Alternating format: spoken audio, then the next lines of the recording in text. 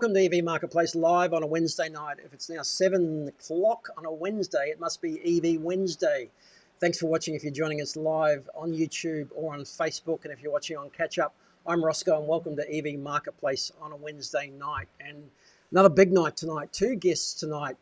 First up, we've got a gentleman who, well, probably doesn't need any introduction. I met him 2 or 3 years ago, and if I hadn't been building EV marketplaces, I think I might have been heading down this path because the world of EV conversions holds a great fascination for me. I love them. I'd probably be tinkering around with them if I wasn't building a marketplace, and they certainly will be featuring on our amazing EV marketplace at some stage more as they grow in popularity. I've got Nick Cummins from ElectroGusto on tonight. He's coming to us live from his workshop straight after this introduction and can't wait to see him as well. In the second half, I've got, well, it's not often you get a farmer and an EV owner in the same room. I've managed to wrangle in both tonight. In the second half, I did an interview with Marc, who I met on YouTube. He put some comments in one of my videos on YouTube, and I followed him up and, well, asked him to come on and justify himself, and he was happy to do so. So a couple of great guests tonight, and I guess the world of EV conversions, as I say, holds a great fascination for me. Something that, yeah, I'm really interested in and can't wait to ask Nick. I've known Nick for 2 or 3 years now, and well, I asked him earlier in the year if he'd come on, and he agreed to at that stage. I think I might have put the challenge out to him that, well, not to shave until he came on. And as you'll see shortly, one of us took that challenge a bit more seriously than the other. But let's go, Nick.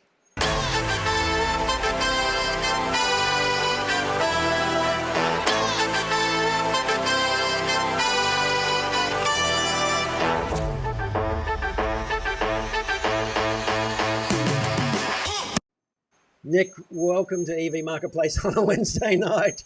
Good to see you, and thanks for joining me. You've done a lot better than I have. I kept my promise. I kept my promise, Rosco. I let the side down. Yeah, I don't know what's going on there, dude.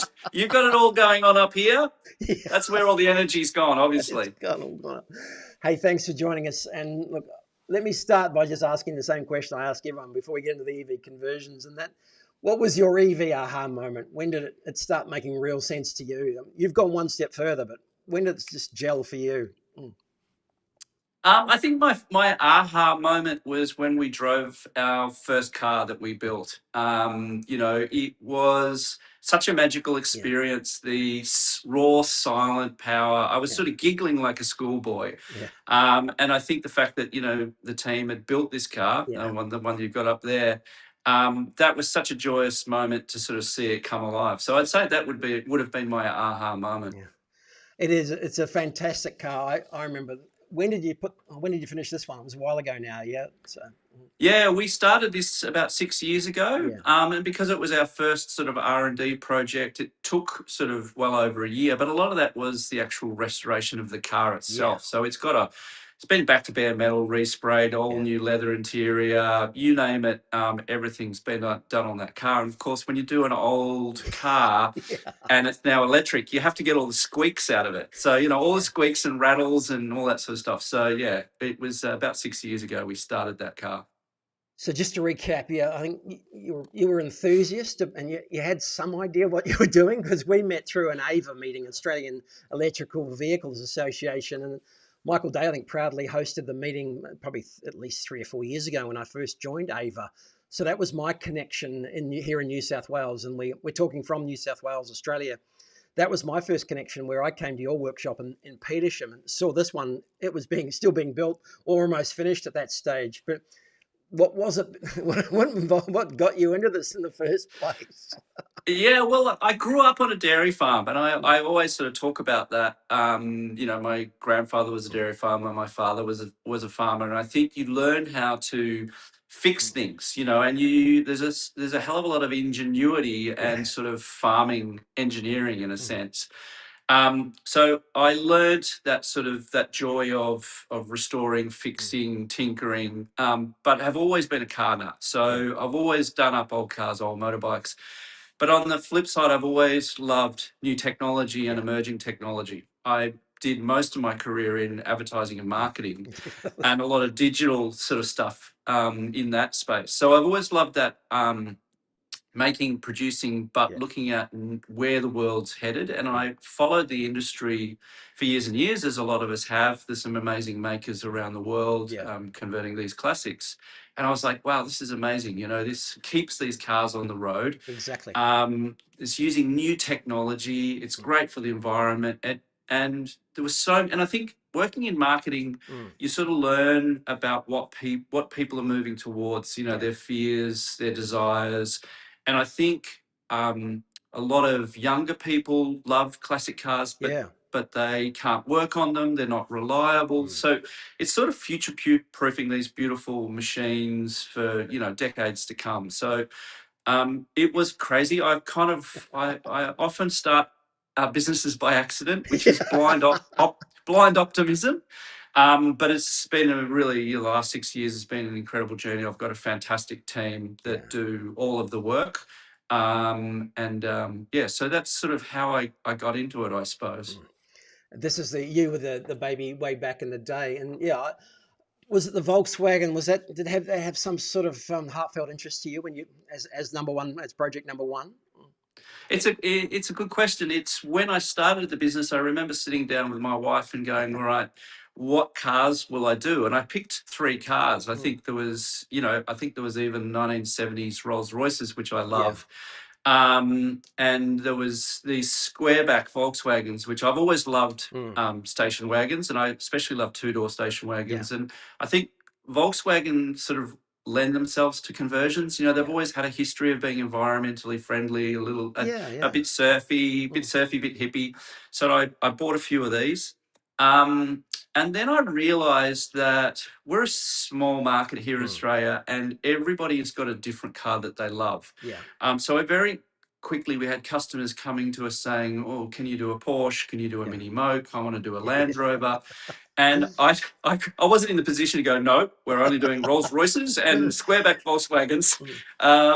So I learned, yeah, very quickly. But I think, yeah, this car, I just loved the shape of it, the design of Yeah. it, the simplicity of it. And yeah, they're super cool.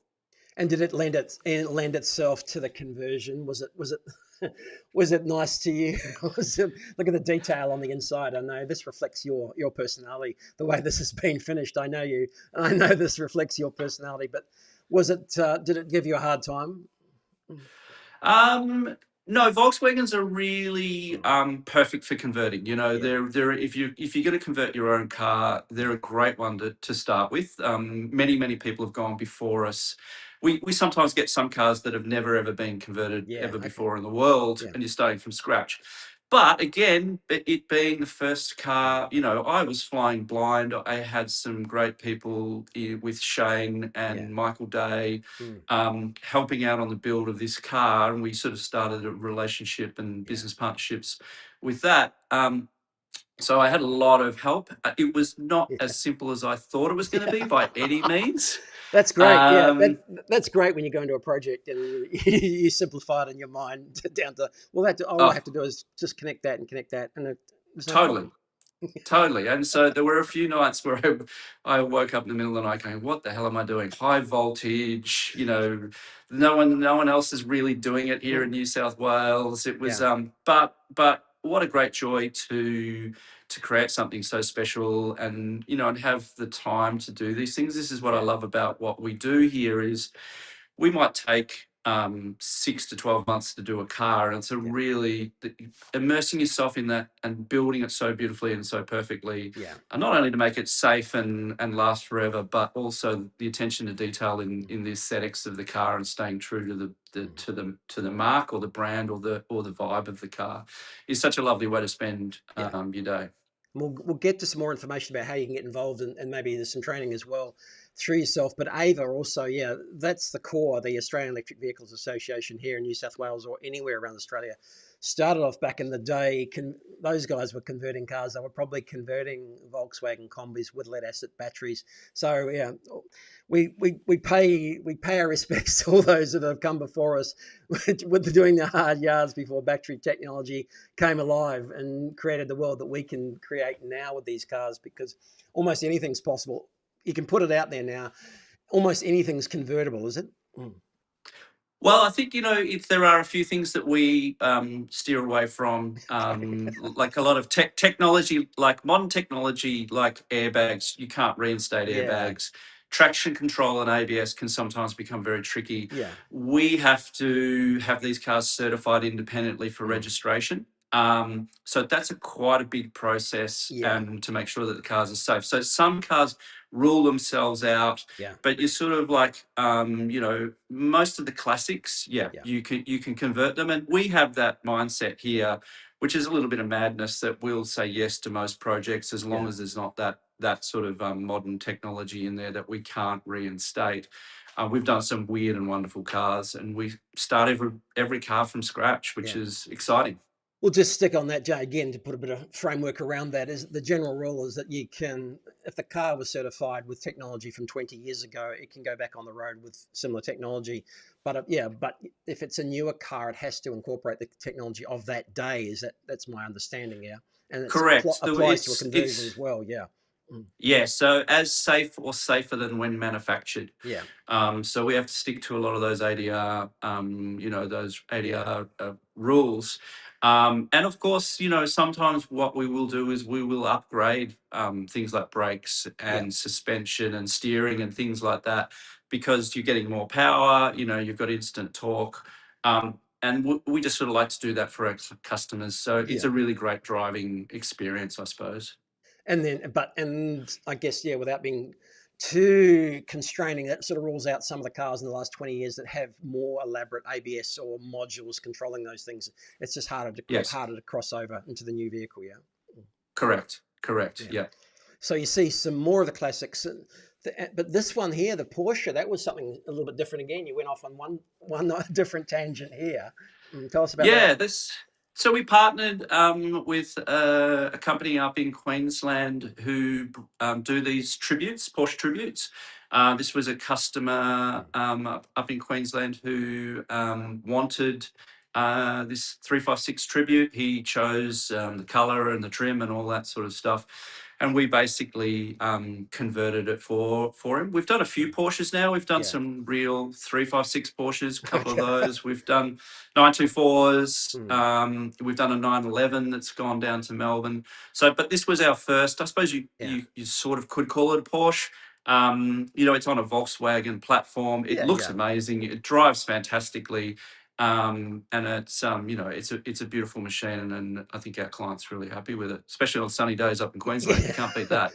Yeah, they're in many ways they're better than the original. There's a lot of romance around an original Porsche, but yeah, it's a Yeah, lot of no work to no keep on the rust, road, no isn't it? rust, no rust, because it's all fiberglass, which is awesome. And again, so you've had it all fitted out. In this case, every this is almost a custom. This is a complete custom built car, right? Yeah, this was millimeters. I Yeah, think I remember when we were building this, we had to get the rear battery box in there that you can sort of see just to my right, and we literally had to cut a tiny little bit of the fiberglass out. Like yeah, I'm talking like 5-6 millimeters mm, to get it up and in and to the back. So often when we're doing small cars, it is a big jigsaw puzzle. But yeah. yeah, everything was done on this car. They handle really well because you've got great weight Mm. distribution, a bit more weight in the front, bit more weight in the back, and drives really really well. Yeah, I admire what you're doing because everything's basically a custom build. Even if you've done one once, you go and do one exactly the same again. There's different problems, different challenges, and it's effectively a custom build all the way through, isn't it? It's really about solving problems and getting the thing to a level and keeping those standards high enough. As I say, I really admire what you're doing because it doesn't get any easier sometimes, right? Mm. No, thanks, Roscoe. I appreciate that. But yeah, it is. I mean, there's a few things there going. Like every car has got its own foibles. Yeah, Some, even if you get two models exactly the same. We've done a yeah, few G wagons now, and they'll all have their own little yeah, idiosyncrasies that you have to address. But then also the technology's moving quickly, and where our team's getting better and better and better every day, and finding new solutions, new products, better engines. So we're evolving as well. So if we do another G-Wagon, we might do it slightly different, because we're always looking at stuff and evolving. And also, we're very much a bespoke business. We work with our clients to go, what do you want this car to do? What sort of range? Do you want heated seats? Do you want Apple CarPlay? Do you want, one of the G-Wagons we did had a gin and tonic bar in the jerry can in the back for when he was at the beach. So it's very much all of that too means that every car is different. Yeah, this is Adrian's Wolf here, and that did have a gin and tonic cabinet in the jerry can in the back. And again, beautiful car. Adrian did a great job on it, but a lot of the stuff we had to build bespoke. We had to, Tony, our fabricator, had to build doors for this. So we had summer doors, we had winter doors. We built a whole new canopy for the back with a whole new hoop frame. So a lot of the stuff we're sort of making from scratch if we can't find it on a lot of the cars. One of our viewers has suggested he's got a 2012 XR Falcon that he might be interested in getting done. Perhaps you just take the whole chassis, lift the whole chassis off, and put it on top of another chassis. It might be easier on that. Yeah, that sounds like an awesome. We've wanted to do an Aussie muscle car for a long time. And look, I'm still a petrol head. I'm actually even doing up a Model A flathead powered roadster as a hot rod. So I still get the car culture. I'm still a petrol head, but I also love the silent power of an electric motor and how exciting that is. And I think that's the great thing for what we do is I think if they weren't powerful, I think a lot of the car community would poo-poo them. But we have a lot of people that will get in an electric Porsche and go, oh my God, that is faster than what it originally was. It's bringing it, all right. It's bringing it, and that's the thing. And I'm interested to see that you've gone down the G-Wagon route because there's a lot of guys. There's some guys in Melbourne. There's some guys in Brisbane. We know some of the guys around. Not many other guys in Sydney doing what you're doing, but we recognise and respect what they're all doing. A lot of work's been done on Land Rovers, So I like the fact you've taken on the G-Wagon. That's the older G-Wagons. That's brilliant.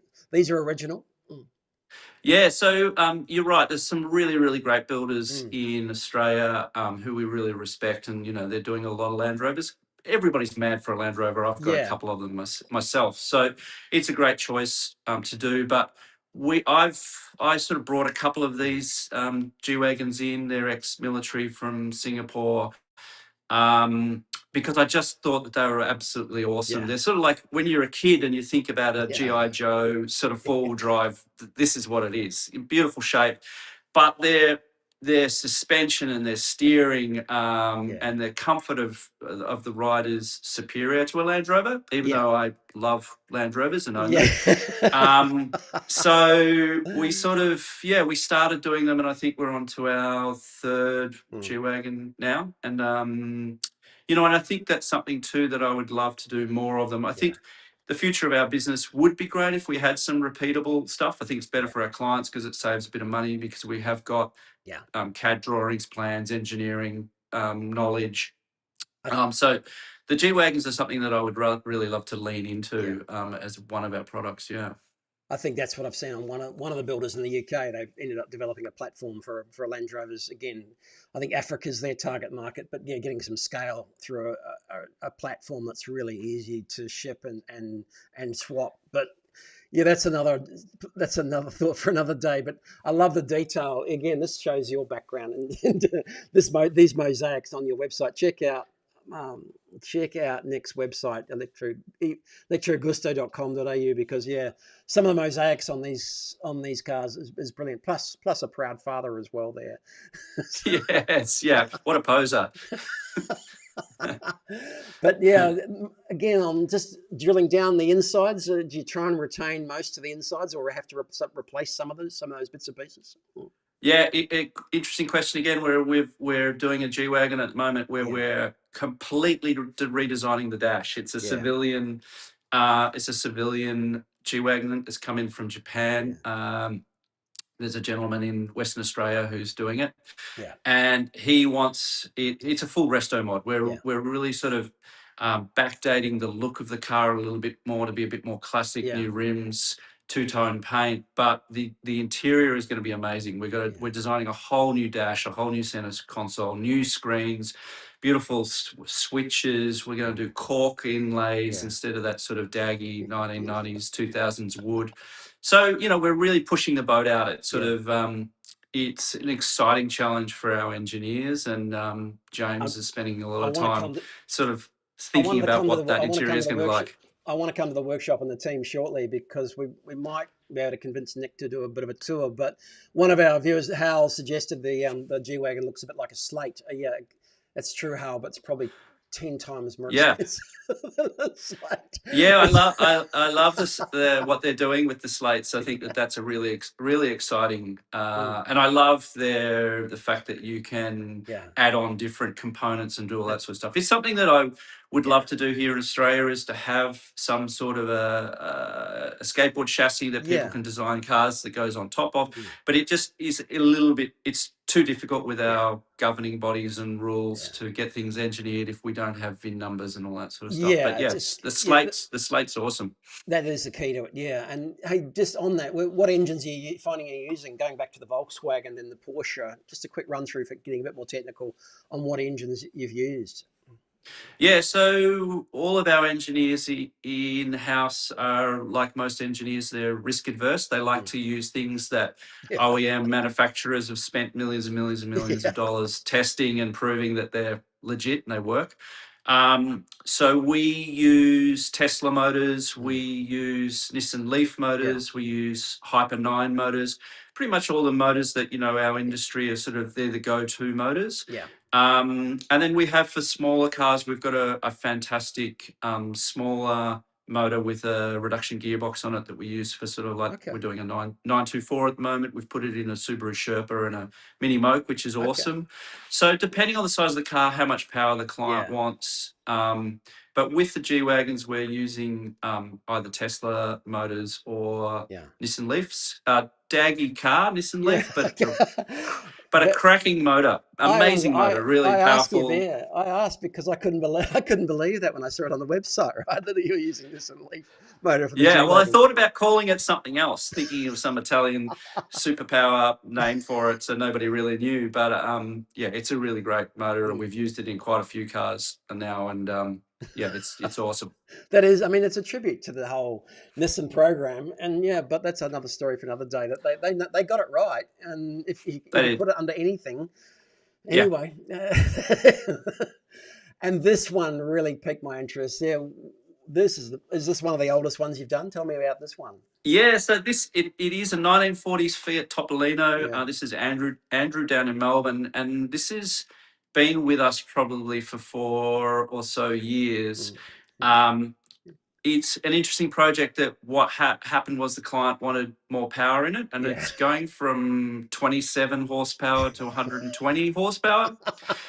So, all of a sudden you've got a whole heap of engineering challenges, and also to make sure the car's safe and registerable. This is having a whole new chassis, whole new front end, a whole new rear end. Everything is being built by a great company in Canberra called Lucky Speed Shop, and they're doing all of the suspension, drive shafts, new wheels, new rims, everything, and then we'll drop the body back on it. And convert it to electric. So there's a lot of hoops to jump through when you really increase the power that much on this car. This was Andrew's first ever car. He's got a car collection himself. He's a mad car person. So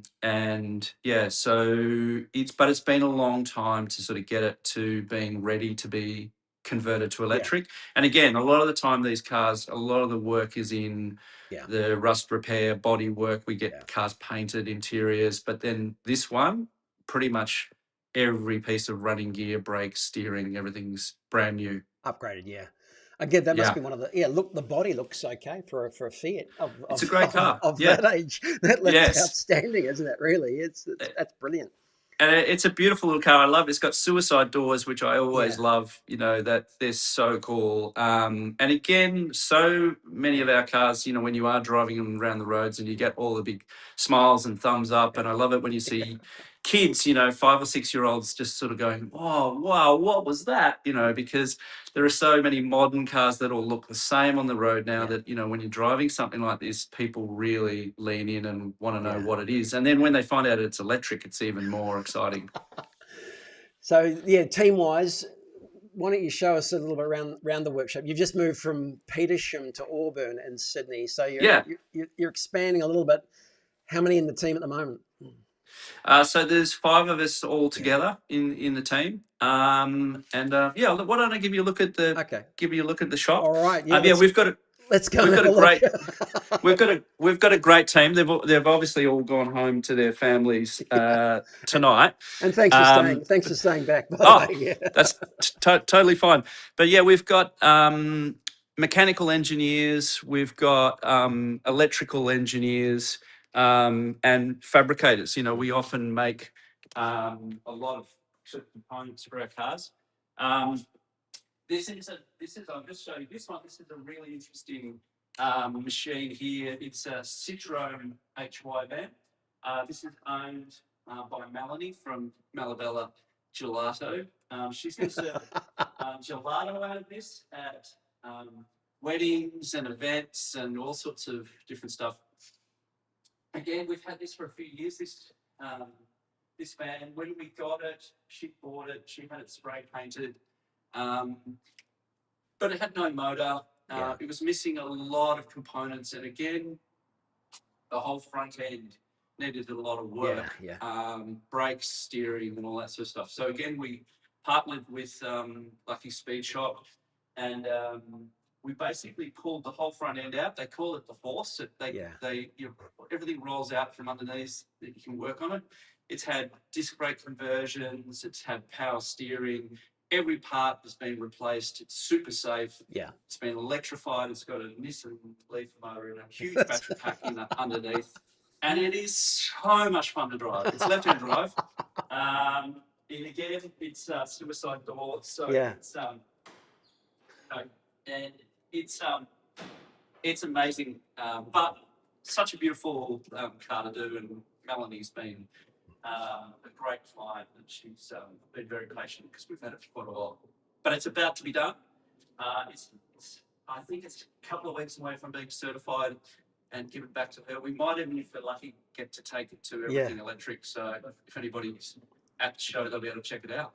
That's right. Nick will be, by the way, Nick will be at Everything Electric coming up, and we'll do a bit of a promo for that shortly. But Nick will be there 18th to the 20th of September in Sydney at Homebush. So don't forget, Nick will be there with hopefully a couple of cars, and we've got time for one more. Come and talk to me because I'll be bored.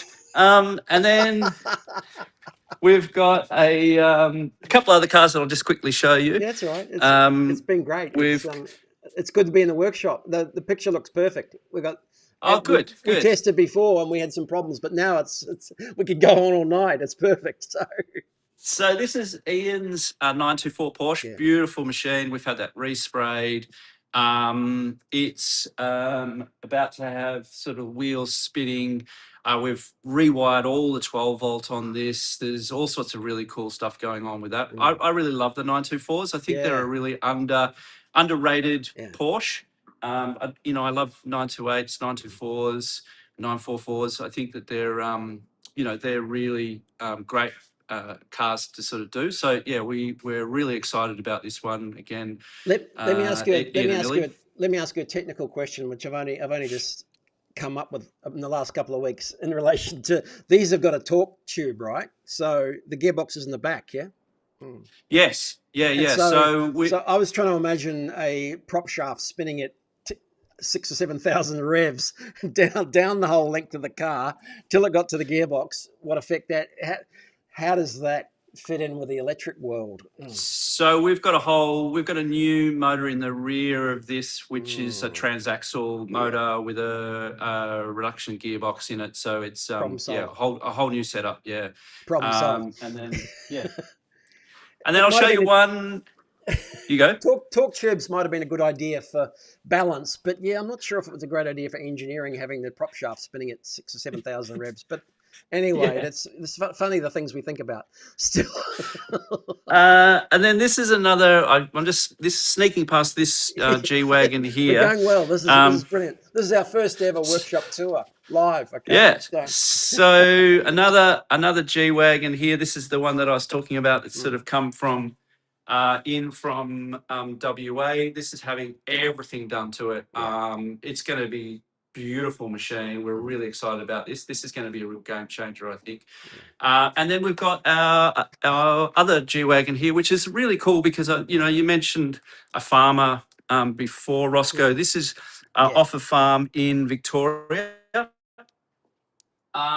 And this is Martin's beautiful ex-Australian military G-Wagon. He owns a beef farm. I think he really loves his car, but he wanted it electric. And I think he's environmentally conscious. He's forward-thinking, like a lot of farmers are, into new technologies, like a lot of farmers are. So this is, we've cut a lot of rust out. We've done a lot of body work, but it's not a princess. It's going to be a working vehicle. It's got a Nissan Leaf in it, got a big battery pack, and then a few sort of modern comforts, with Apple CarPlay and reversing cameras. That's nice, and all that sort of stuff. So we'll get a new canopy for this. Interior is going to be done. I'm super excited about this again because it's another evolution of G-Wagons for us. Nice. I love the fact that it's going to be a working vehicle and everything has been done on this car. So again, it'll last for, another 50 or 60 years. So brilliant. Cracking machine. Looking Mark the farmer I was talking to, he's looking for an ATV, just a small somewhere in between electric car. I mean, there must be a few around without just bringing them straight in from China, but there must be something around. But he hasn't found one yet. But maybe he hasn't looked hard enough. But the other thing I wanted to just cover off just before we go is that, and you're a little bit smaller now. Come a bit closer to the screen. Come, see, that's it. Stop. That's good. No, right. Excellent. Perfect. Just I've got the screen up with the electrical conversion workshop, and there's Michael Day from Michael Ava, Day, with Nick, and they're running programs. If anyone is interested, there's a couple of programs coming up, 22nd of August this year and 24th of October. If you want to learn more about the electrical vehicle conversions, they're doing some programs. So take a look at that as well. But otherwise, Nick, really, thanks very much for your time. Has been fantastic, and look forward to seeing you at Everything Electric very soon. Thanks again. Hopefully we can come out and dig deeper into the next project that you're doing. Thanks very much. Good on you, Rosco. I enjoyed the chat. See you, mate. Thank you. That's Nick Cummins from ElectroGusto. I've got it. One last time, ElectroGusto. And he was fortunate enough to join us tonight and give us a tour of the workshop, show us some of the projects that he's doing. It is absolutely amazing the work that goes into these things. Outstanding, full conversions on cars, full electrical solutions, and the result is amazing. He'll be at Everything Electric, as will we be. There's a coupon down below for 20% off a ticket, 18th to the 20th if you haven't got your tickets. If you know anyone, send the link or use the coupon Amazing EV, and we will see you there. And of course, can't wait for Everything Electric. We'll be roaming around. Nick will be there. He'll have a display. We'll be there covering just about everything. In the meantime, we will go to a break and come back. And after the break, I'll introduce you to Mark, our farmer, how we met Mark. Take a look at some of the amazing cars. We've got an amazing EV, and we'll catch up soon.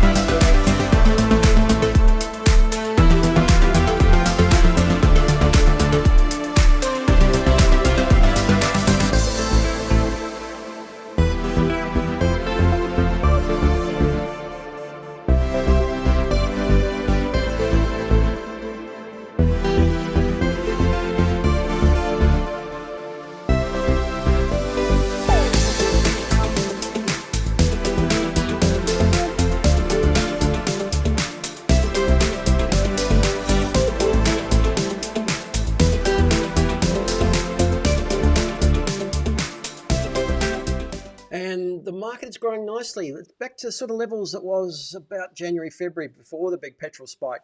Those prices that we saw increase March, April, they've come back a bit.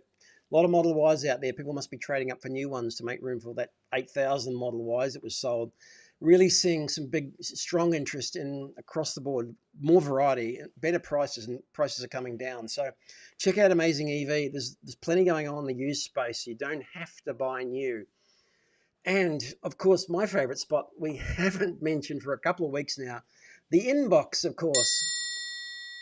And as the YouTube audience grows, we've just hit 1,700 subscribers. Thank you everyone for watching. Thanks to this and support from everywhere. We're starting to get some comments and a lot of back and forth, which is what I really like on the YouTube, because we're talking to everybody. If you comment, we will do the best we can to come back and have a chat. I put up a video, which I thought was a no-brainer, about Regen about a month ago, 3 weeks ago now. I just got a battery test done. So check this video out if you haven't seen it, because the point here was that from a battery test, which I had, over 35% of my whole battery usage on the Tesla Model Y had come from Regen braking. So I'm driving mostly urban. I'm not driving in the country. Regen is a big part of Tesla battery usage. And I figured that the whole WLTP battery range quoted must be including that Regen. Otherwise, you're not getting anywhere close to what the stated figure is. So I was fascinated by that. I got to the stage where I barely touched the pedal, so hence the clickbait. But I really didn't think I'd get some of the responses back in this case. How I can report to you, there's nothing official on Xpeng News tonight, but the signs have been taken down from the showroom at the airport, Sydney Domestic Airport in Mascot. The Hallmark showroom, the signs have gone, disappeared completely off the wall, nothing in there, closed down, and the signs have been removed pronto. So that is tonight's Xpeng News, as a true EV disappear into the wilderness and Xpeng HQ take over. But back to this one. I had an interesting comment from Mark, the happy farmer. He had a theory about Regen, which, well, we didn't quite see eye to eye. And instead of arguing on YouTube, I said, why don't you come on the show and put that invitation to anybody out there that wants to have a chat? He said, well, why not? We still didn't agree. He had a theory about people and Regen downhills slowing them up. We didn't agree, but we ended up having a good chat because he's full on. He's a farmer with an EV and solar. Take a listen. And Mark, thanks for joining me on EV Marketplace on a Wednesday night. It's fantastic because as the YouTube following grows, we're starting to get more and more comments. And as I said in the intro just before you came on, that was how we met. I did a bit of an article on Regen braking. I thought it was a no-brainer. I thought the way I drove with a Tesla was the way everybody was driving. Thought it was a good idea. I wanted to share out with you, but you came back in the comments below and shared some of your thoughts. We met on YouTube. I said, hey, if you feel strongly enough about it, why don't you come on and have a chat? So invitations out there to anyone who wants to come on the show and have a chat. Thanks for joining us, Mark. But yeah, tell us again, what was your EV aha moment? What brought you into the world of EVs in the first place? Okay, well, g'day everyone. I'm Mark, the happy farmer, and thanks for having me on the show, Rosco. But I guess I kind of forced you into it by calling you a bit of a jerk and calling you out on how you're driving and not accepting that we see it differently, but that I'm right and I'll prove it. Let's go back. Before we go into your EV story, let's go back to that article and have a look at what we're talking about. This was the video that I made on Regen braking a Tesla, and you came up with a couple of comments, and I said, hey, let's have a chat about it, but maybe come on and have a chat about it as well and take this offline. So what's your experience? You've got an MG, so different from a Tesla. That's one thing, but what was your experience with Regen braking? One of the first things that you learn as a EV owner is that the range that's specified by the manufacturer is rubbish. It's nowhere near what you really get. And the reason for that is the Regen braking. So I'm a farmer and I live rurally. So most of my driving is at relatively high speeds with very little Regen. because I don't need to brake when I'm on the highway going into town, and therefore I don't get that recharge in the battery. My range is much less. I do try and use Regen when I can. Yeah. And what I kind of discovered is I'm driving like a jerk and inconveniencing other drivers by trying to maximize the Regen for me, and it's costing those other drivers more in their fuel by having to adapt to my driving. Yeah. So the real experience of that was that I was following behind an EV that was using the Regen braking. So every time we came to the top of a hill and started going down the other side, the EV was hitting the brakes. Yeah. And that was so that they would regen. I was driving my old diesel ute at the time. And don't admit that on this show. That's okay. Instead of taking my foot off the accelerator and letting the car coast, I had to hit the brakes and constantly hit the brakes. And by the time we got to the bottom of the hill, the EV would accelerate and leave me for dead, and I would have to really put the foot down to get back up that hill, which wouldn't have occurred if I'd been able to just roll. Yeah. Now, it ended up with a huge line of cars behind us, and they were all getting annoyed and trying to overtake, and it became a bit of a dangerous situation, all because of this Regen braking. And I don't blame the driver for driving like a jerk because, as I said, I've done it myself.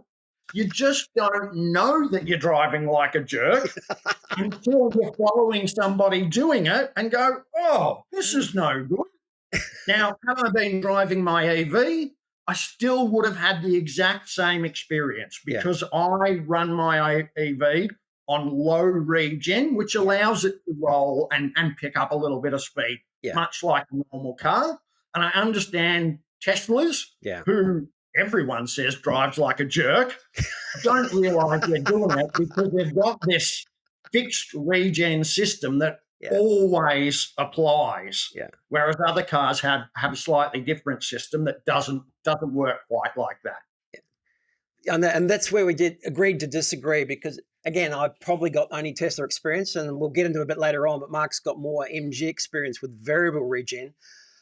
From my experience, I wasn't aware totally and up to date on the blended regen style of the more modern cars, where they haven't taken the hard and fast rule like a Tesla has, where it's either on or off, and you have to learn to adapt and drive like that, or not. You can still use the brake, but you can still use full and accommodate full regen like I do. But the blended braking is applying the regen first when you hit the brake and then applying the brake pedal. Where I'm probably still at a loss to see is maybe those people haven't grasped the full concepts of regen in terms of style and operation and just got the hang of it completely yet.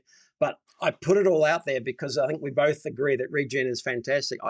I was flabbergasted. And the main point of the video was that the contribution from regen to those overall range figures was enormous. In my case, over 30%. And that came from a battery test. And I was flabbergasted. So we got all sorts of comments, both on Facebook from absolute no knowledge of regen to 100% supportive. So you can see I'm a farmer. And look, there was no real moment that we went EVs are the answer. It was something that built up over time. Yeah. And when we were due for a new car, we were going to spend the money anyway. Yeah. So we decided we'd spend a little bit more money on the EV and get all the benefits that come along with it. So my background is in science and my wife is an accountant. So I had the technical side, but I had to convince her of the financial side of why the EV was worth it. Yeah. And you're from, that's Central Victoria. Tell us a little bit about where you're from and what you run. Okay, so we're in northeast Victoria. We're about half an hour from a decent-sized town, so a 100K kind of round trip, or, minimum 15 minutes to the little local town of Beechworth or Tilton. So we're doing those trips quite a bit, taking my daughter to school, sports, shopping, that type of thing, and spending quite a bit of money weekly on that trip. being a farmer, Yeah. that's pretty common. Every farmer is going to be doing something similar to that. Yeah. I'm personally a sheep farmer, so I run fine wool merino. We have some cattle. I breed some endangered native animal for conservation, and that's probably why I'm a little bit interested in EVs and solar, is for that environmental factor. And we'll get to that choice of that car. And how long have you had that EV for, the MG S5 EV? Yeah. Yep. So we've done 25,000 Ks in 9 months that we've had it. There's the happy couple there. So look at that gorgeous wife. How couldn't I be happy? Again, and I'm always interested what made you choose the MG. I must admit, again, from our discussions about the Regen and the variable Regen, since the MG4, I've been out of touch, and I've probably a bit of experience in the ZS EV and the MG4. Haven't had much experience in the more recent ones. So what drew you to the conclusion that the MG was going to be the right for you? Okay, so we weren't really hot on MG. MG has a bit of a reputation for being a cheaper brand. Yeah. But they were the only one that was local to us. So go back a year's time, the only local dealer was an MG. Okay. Where's local for you? Half an hour away. Okay. Half an hour. So points to MG for having a dealership nearest to you for a start, right? That's right. So we really did like the Tesla. You know, our friends have them. We've been for a drive in them. They're fantastic. I didn't think I'd get you to admit that. Okay. So Starlink, I love it. PayPal, I love it. You know, I don't have any problem with Mr. Musk's products. Please don't cut off my internet, Elon. Now, I've forgotten where we were up to. What was the problem there? Why did you buy the MG? Yeah, okay. So it was local. It was available. We couldn't take the BYD for a drive at the time. There was a dealership in Shepparton, about a 2-hour drive from us, and we arranged to go for a test drive there. And we found out that if we were to go in, we could look at the car, but we couldn't test drive it. Yeah. So that just wrote off the BYD for us at the time. And we went, look, let's give the MG a try. Yeah. If we love it, we can always upgrade and do something different in future. These days, there's actually multiple other dealerships that have opened up locally. There's 2 MG dealerships. There's the Cherry and a bunch of others that are available locally. But when we were buying, MG was really our only choice. That's brilliant. And then which was the BYD you were looking at as a comparison in this class? So an Atto 3, which is almost identical to the S5. And what's your experience with it so far? I mean, this is the first time I've spoken. That's why I was interested, to someone who lives in the country having an EV. And that's not weird, but certainly the stats that we see is that the general interest and adoption for rural folk is down compared to the urban folk. And always curious to know what the rationale and what the experience was so far for what you needed it for. Okay, well, the whole thing about farmers or rural people not adopting EVs, I think that's wrong. Yeah, so I'm glad. I know a whole bunch of local farmers, and they're all upgrading to EVs just for their shopping trolley. What we run into town, run the kids around, that type of thing. We've all still got diesel utes and stuff like that for towing and the heavy work, but the EV has that huge advantage with that vehicle to load, in that I can take it down the back paddock where I need 240-volt electrical power, and I can weld, I can grind, I can set up lighting, I can shear sheep. In the past, I've had to hire a powerful generator. I own a small generator, but to run some of this bigger equipment, I've had to drive an hour into town, hire it, tow it home. Now I can just drive the EV down, do the job, and be home. Half the time, all the benefits. Bring on the EV utes as quickly as possible. It's a portable battery for anyone who wants to do a job around the farm, around the workshop, around anywhere. Bring it on, because I can see the benefits of that, and I can't understand why they're not jumping on board. If you're using yours as a mobile battery, then around the farm, and that is amazing in itself. But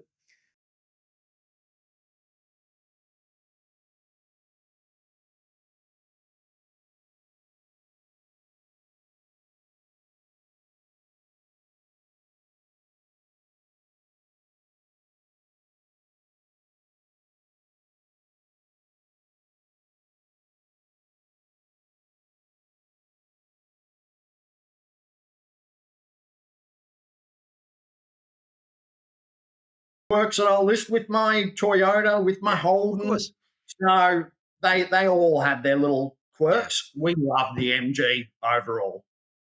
And any damage or any bits and pieces, any mishaps, windscreens or anything like that so far? So unfortunately, when it was only a few months old, my wife hit a wallaby. And it did do some damage. Can be dangerous. Yeah. I must admit the EV held up extremely well. Yeah. Given how bad an impact it was. It was relatively minor damage. And we were quite worried when we bought it about parts availability and that type of thing, but it turned out not to be a worry at all. Now, the panel beater, he was pretty dodgy and rough. Getting the parts for the car was not an issue. Yeah. And you're happy with the way it all went back together again, yeah? So Yes, very, very happy with it. It's all functioning beautifully. Unfortunately, it's got a bit of overspray on it and stuff like that. Yeah. That's the panel beater, not the MG. Yeah, that's good to know. So parts weren't a major problem when you needed them. And how soon before the car did you start to embrace the whole electric, solar and batteries and all the rest of the setup for the farm? Okay, well, again, you're heading back to the farmers and farmers not being, modern and embracing renewables. It's just wrong. Yeah. Good. So my entire life, we've had windmills on the farm. We've been using wind power for 50 years. We've been pumping water to elevated storage tanks and storing that wind power as gravity to use when there was no wind or no power, So farmers have been through multiple technological changes and we're well ahead of the curve. Yeah. We've had solar hot water heating, small solar systems for 10 or more years, and we've been upgrading things to electric over that time, So when our gas oven died, we replaced it with an electric oven. Yeah, we've been on the path for probably 10 or 15 years. But now that we have the large solar system and EV, we're net positive. We make more power than we use. So here's a picture of a shed, but it's not just any shed. It's a shed covered with solar panels, right? That's right. There's 20 kilowatts on the roof, and we probably could have put 40 kilowatts on the roof. We're farmers. We've got plenty of space. It's a very big roof. Yeah. Technically, we've actually got it facing the wrong way. We've got it facing east-west rather than north, and we have it at a very low angle. But because we've got that big system, it actually works well, and we get more power in the morning and more power late in the afternoon by having it facing that way and at the lower angle. So it's got its advantages and disadvantages. We've got 24 kilowatt hours of battery storage there. Cheers. And we've got a bi-directional DC charger, which means, one, it's quite fast to charge the car. But if we need to, we can use the power that's stored in the car to run the house. Okay. And we've certainly used the battery system when we've had power outages. A good example of that is we had a major outage back during the summer due to a local fire on the line, and it took out the power all day. With our off-grid system, it provided power and kept our freezers running. In my freezer, I have half a cow, a whole deer, multiple sheep, as well as lots of other bits and pieces that you have in your freezer. We have 2 large chest freezers and 3 large fridges. That one power outage and the fact that we didn't lose what was in the freezer probably saved us $4,000 to $5,000. Yeah.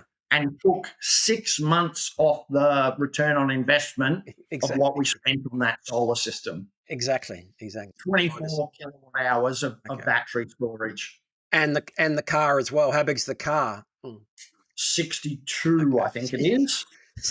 That's how you keep 3 freezers going for 24 hours when you're with a setup like this. Absolutely outstanding. So I'm always thrilled that people have adopted the whole solar battery and car setup, and we see more and more people doing that. And I think people have been dreaming about this sort of setup for a long time, and as things have got more and more efficient and it's made more and more sense, it's come to fruition for a lot of people. And you're one of those guys that's making it all work.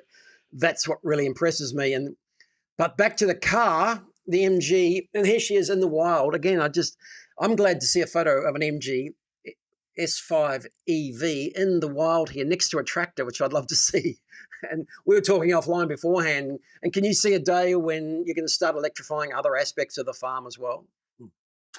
Look, we already have a lot of electric items on the farm: chainsaws, mowers, whippersnippers. Yeah. You know, I'm really keen to get an electric ATV in the future. Unfortunately, they're not available at the moment. The tractor, that's one you have mentioned, Rosco, and I think that's a bit of an interesting scenario. Yeah. Because if you are a large-scale cropping farmer, electrical might not work. You need to run that tractor 24 hours a day, 7 days a week during the cropping season. You don't have time to recharge. Yeah. For me as a livestock farmer, I could definitely have an electrical tractor because I only use it for a few hours at a time to do smaller jobs. Yeah. So some things will definitely go electric. Some things, there might be different solutions. If you could change the battery in the tractor, I think that would make it feasible. I was a bit of a skeptic on big industrial battery swap, and particularly for cars, but on a bigger industrial scale. I think it's starting to work with trucks. It's starting to make more sense. It's only a 5-minute, 10-minute swap out, and that might be the go for some of these bigger tractors as well that are operating. Obviously, they need to be operating in harvesting season nonstop, and then they sit around for the rest of the year, unless you're obviously split cropping. But yeah, I get what you're saying. They need to be going nonstop, and maybe the battery swap is the answer. It's happening with trucks as well, quicker than I thought. So, yeah. Well, look, the other thing is the higher voltage architecture that's available overseas. I'm seeing 800 volts, and they're charging solid state or semi-solid state batteries in extremely short periods of time. Yeah. So as the technology improves, we might not need that battery swap. We might be able to stop for 10 minutes while we're having lunch and charge the tractor. I know, things are only going to get better. If this is the worst we ever see in our lifetime, it's only going to get better. There was one little issue with the MG that you found, and I'm just going to play this video which you sent me, which explains the problem. The MG S5 EV does not come with a dust cover for the charging port, so I've created my own. And this is what it is. This covers the AC port only, or I've just recently started making a new version that covers both the AC and DC in one. They're made from rubber, not plastic, so that any vibration will not cause wear to the charging port. This must be a problem for you to have come up with this solution. Tell us a bit more about this. Okay, so again, we were one of the first people to buy the MG S5. We basically ordered it, I think, before there was even any in Australia. So accessories were a pain, getting anything for it. If you have a look at my YouTube channel, it's full of accessory reviews because no one had ever tried these things out. So I was helping other people out. Now, the dust cover there, it's really strange that MG have decided not to include it with the car, in my opinion. Yeah. There is a seal around the door, but it's not doing the job. Yeah. And every other manufacturer that I've come across, they all have a rubber cover. So I think this was a really bad decision on MG's part. I ordered covers from Amazon, AliExpress, eBay, and I could not find one that would. It's a standard CCS2 port. Nobody makes them. So I found a solution, and my daughter, who's 13, she's actually completely designed that upgraded version through there that covers both the DC and AC. So I'm such a proud dad to see, you know, a teenager getting in and making something, coming up with a real solution that helps in the real world. But yeah, bit of a bad choice on MG's part there to save a few cents. Good on it. And that's, again, in your situation, a bit more dust, a bit more dirt, a bit more opportunity to test it properly. In the urban situation, it may not be tested like that. But in your situation, it's come up as an obvious shortcoming pretty quickly. So here's a solution. We'll put that out there. And again, just anything else about the MG5, we'll finish on that, Mark. Anything about the car as a buyer, would you recommend it to anyone? What sort of people would you recommend it to? Absolutely everyone. No hesitations. As I said, there's quirks, and I could probably sit here for half an hour and complain about little things. Yeah. But the driving experience is magnificent. You know, it drives so well. I had a car try to overtake me in fog. They nearly ran into the car in front of them, and then they rolled 3 times. Oh, Jesus. I was able to, under full brakes, avoid a giant toolbox that was bouncing down the middle of the road. Wow. I think any other car I'd been in, I would have crashed it. Yeah. Myself, trying to avoid it, I was astounded by how well the MG handled it. That's one example. I've gone around a deer standing in the middle of the road at 100 and I reefed that wheel around, and at the end of it, I was like, whoa, I'm lucky I didn't have a crash then. And I've done the same thing with a Wombat as well. Yeah. It's had a good workout. It's passed just about every test and just about everything you've thrown at it. I'm really pleased that it's come up trumps because, I like the brand. I've liked what they've done. I've been a supporter as well. We're seeing good value on the used EV market as well. They're trading really nicely. Look forward to some of these coming onto our marketplace as well, because it's good to know that now we've met someone who's driven one, had good experience under all sorts of conditions, and it's going to handle it. So enough about me, Mark. Back to you. And where can people find you on YouTube, and what sort of information are you doing? Okay, as I said, I'm the happy farmer, and I really am happy. It's a little bit of everything, you know. It's I'm not really focused on being a YouTuber or trying to make money out of it. I'm just doing reviews on things that I like to kind of give back to the community, because before I buy something, often I'll watch a YouTube video or review and try and find out what the pros and the cons are. Yeah. So I'm just trying to give back a little bit myself. There's a fair bit of random stuff on the channel and maybe some comedy. Excellent. Look, hey, thanks very